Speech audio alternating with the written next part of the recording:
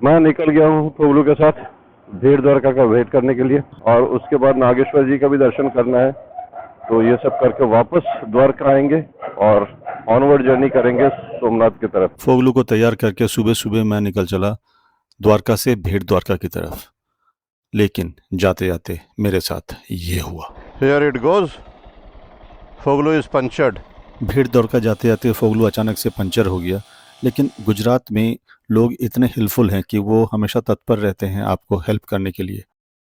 द्वारकाधीश का दर्शन हो गया, अभी नागेश्वर महादेव जी का दर्शन करना है। नागेश्वर जी का दर्शन करने के बाद फोगलू को लेके मैं अगला डेस्टिनेशन की ओर निकल पड़ा, that is towards Somnath. Dwarka को छोड़ रहा हूँ पीछे, this is the main gate of Dwarka, और अभी अग्रसर हो रहा हूँ मैं सोमनाथ जी का टेम्पल के पास, जहाँ से जो टाइम दिखा रहा है अप्रॉक्सीमेटली 4.5 घंटा।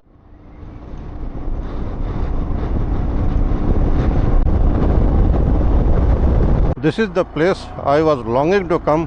मेरे को यही रास्ते में आना था, और ये देखो समुंदर की लहरें। ओ द्वारका पीछे छूट रही थी, घंटे की आवाज अभी भी कानों में थी, और आगे खुल रहा था एक लंबा सा राष्ट्रीय राजमार्ग। फोगलू और मैं निकल पड़े थे करीबन 250 किलोमीटर के डिस्टेंस को तय करने के लिए। 250 किलोमीटर के अनुभव पर एक तरफ समुद्र था, नीला, अनंत और शांत, दूसरी तरफ धरती खुली, विस्तृत और अपने भीतर बहुत कुछ समेटे हुए, और बीच में फोगलू और मैं। सीधी लंबी सड़क, जैसे समुद्र खुद आगे बढ़ रहा हो। समुद्र मेरे साथ चल रहा था, हर लहर मानो कह रही थी रुको मत, चलते रहो। हवा में नमक की गंध थी, सूरज की रोशनी पानी पर चमक बनकर नाच रही थी। ये कुछ साधारण हाईवे नहीं थी, ये एक संवाद था मेरे और प्रकृति के बीच। दाएं तरफ समुद्र जीवन की तरह बह रहा था, कभी शांत, कभी उग्र, पर हमेशा आगे। बाएं तरफ जमीन स्थित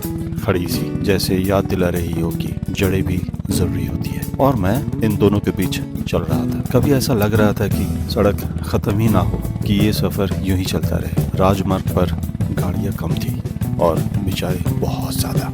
कभी दूर मछुआरों की नाव दिखती थी, कभी खेत में काम करते हुए लोग। जिंदगी चल रही थी अपने तरीके से, अपने समय पर। समुद्र सिखा रहा था बहना, जमीन सिखा रहा था ठहरना, और ये सड़क सिखा रही थी संतुलन। 250 किलोमीटर में मैंने बहुत कुछ देखा और बहुत कुछ छोड़ा। कुछ सवाल पीछे रह गए, कुछ जवाब रास्ते में मिल रहे थे। ये सफर तेज नहीं था, ये एक गहरा और काफी संवेदनशील सफर मेरे लिए हो रहा था। हर एक किलोमीटर मुझे सोमनाथ के करीब नहीं, अपने भीतर के एक नए अध्याय के करीब ले जा रहा था। जैसे जैसे सूरज ढल रहा था, आसमान के रंग बहने लगे, नीला, नारंगी, सुनहरा, और मैं समझ गया कि मंजिल से ज्यादा ये रास्ता मायने रखता है। क्योंकि सोमनाथ एक मंदिर नहीं, सोमनाथ एक भावना है, अडिग, अटल, अनंत। और जब दूर से सोमनाथ की हवा महसूस होने लगी तो मैंने फोगलू से कहा बस थोड़ा सा और। क्योंकि कुछ सफर खत्म नहीं करने का मन करता है, उन्हें बस महसूस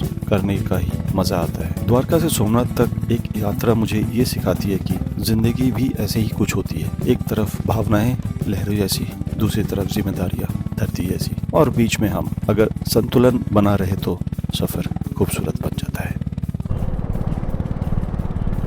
सो है कम सोमनाथ, 6:35 शाम को, और अपन फोगलू के साथ सोमनाथ आ गए। एक अकेला बंदा, एक अकेला बंदा कितना में आ जाएगा? सबसे सस्ता सुविस्ता टिकाऊ चाहिए 700। नीचे दे दो ना, नीचे दे दो। एक बात तो मैं जरूर बोलना चाहूंगा कि ग्राउंड में कहीं नहीं है। में इससे बढ़िया जगह में मैंने शायद आज तक जिंदगी में कहीं नहीं रुका था। सिंगल रूम था, साफ सुथरा था, और बहुत ही अच्छा फैसिलिटी के साथ 700 में ये जगह मिल गया मुझे।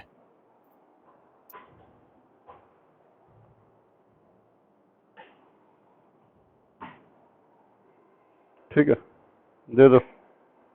शाम को 7:45 हो रहे हैं, और नहा धो के तैयार हो गया। आज पहली बार 4 दिनों के बाद मुझे ऐसा लग रहा है कि मैं शायद कुछ इंसान बना हूँ। नहीं तो फिर राइडिंग जैकेट्स ही पहन के घूम रहा था। वैसे कल थोड़ा सा टी शर्ट निकाल लिया था, आज पहली बार जीन्स पहना।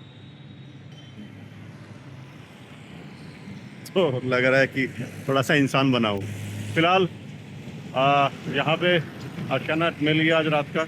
आज तो बहुत आसान से मेरे को मिल गया, मतलब कुछ करने का था नहीं। मैं गलती से ये जो हाईवे है ये ऊपर से मैं सोमनाथ क्रॉस करके आगे चला गया था, फिर वापस आया नीचे आते के साथ पहला होटल यहीं पर पूछा और यहीं पर मिल गया मुझे आशियाना आज टिकने के लिए। 700 रुपये का रूम है, ठीक है, अच्छा है, मतलब क्या करना है, कल सुबह निकल जाना है। अभी तो फ़िलहाल सोमनाथ जी का दर्शन के लिए जा रहे हैं और वहाँ पर भी मोबाइल्स वगैरह अलाउड नहीं है, तो जहाँ तक हो सकेगा वहाँ तक रिकॉर्डिंग करेंगे। जय बाबा सोमनाथ की। अरे बड़ा जल्दी पहुँच गया। ये है सोमनाथ मंदिर, ये सोमनाथ जी का मंदिर में एंट्री। भीड़ उतना ज़्यादा खास तो है नहीं और मेरे ख्याल से रात भी है और वीकडेज भी है, तो इसलिए भीड़ नहीं है। कोई भी इलेक्ट्रॉनिक सामान यहाँ पे अलाउड नहीं है। हियर इट गोज़, यहीं पर मोबाइल सब जमा होने वाला है।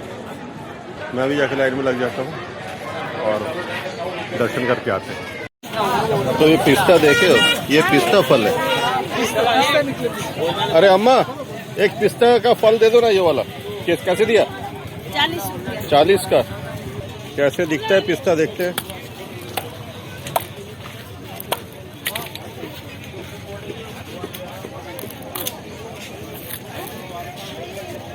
अब इसको खाएगा कैसे? मैं बता देता हूँ ना भैया।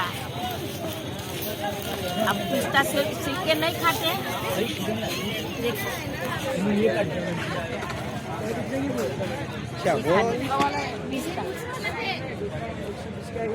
मीठा है यार। अगर आप लोग सोमनाथ आ रहे हो तो नए सोमनाथ जी का दर्शन करने के बाद जो पुराने सोमनाथ जी का मंदिर है वो जस्ट इसी सोमनाथ जी का टेम्पल के पीछे है, उसका दर्शन ज़रूर करना। मैं बस वहीं करने वाला था अभी।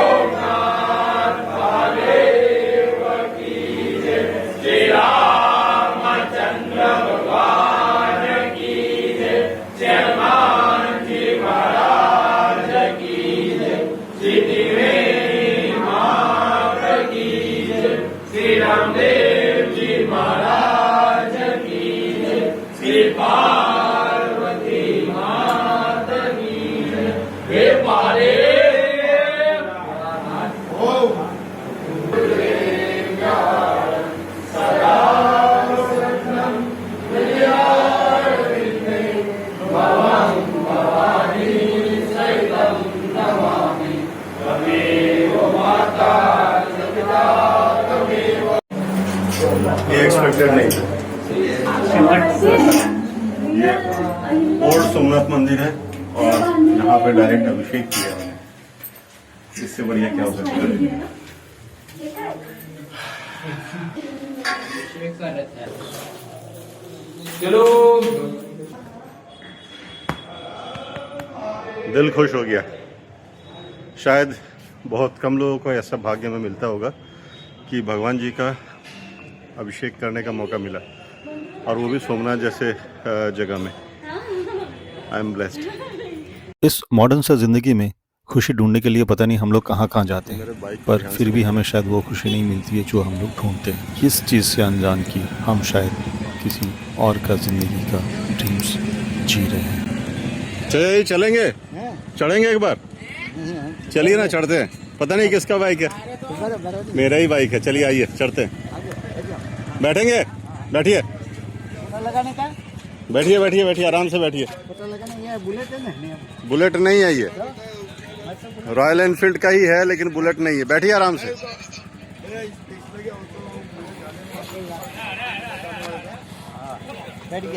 बैठ गया। कैसा लग रहा है? बढ़िया लग रहा है। एक फोटो लूं आपका? आपको जैसा ठीक लगे। नहीं आप जो बोलेंगे। अरे वाह, आप तो और भी अच्छे लग रहे हैं। रुकिए एक फोटो निकालते हैं।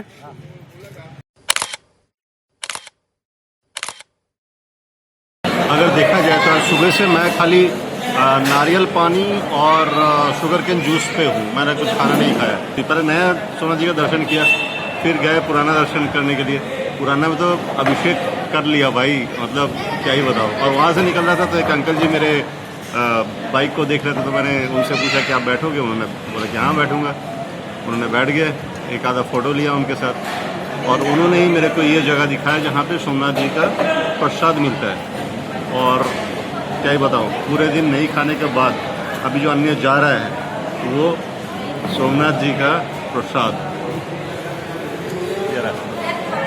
इससे बढ़िया शायद दिन नहीं हो सकता। आज का दिन में 2 ज्योतिर्लिंग मैंने किया, सारे नागेश्वर जी और अब Somnath ji. I am blessed.